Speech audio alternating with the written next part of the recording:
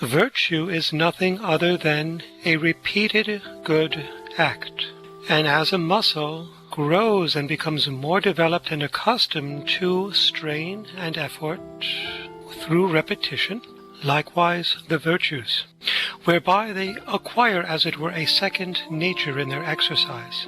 So in the initial years of, let's say, a young boy exercising the virtues, there is an arduous exercise more notably frequent in that moment than in the boy's adult or mature years, because the more the virtues are exercised throughout the years, the lesser arduous they become. Now, it doesn't mean that once a person arrives, let's say like Saints John of the Cross and Teresa of Avila, these great mystical doctors, so advanced in the virtues that they no longer need to exercise them. That's not what I'm saying here. What I'm saying is that as the soul progresses, matures in its spiritual journey to union with God's will, the effort in exercising the virtues becomes less arduous. Why?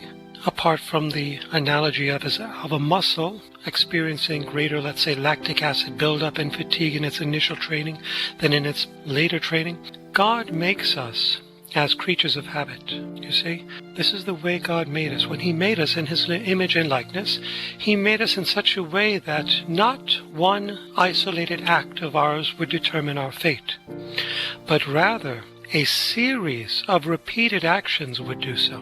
That's God's mercy. Had God held us to one isolated act, we would probably all be damned.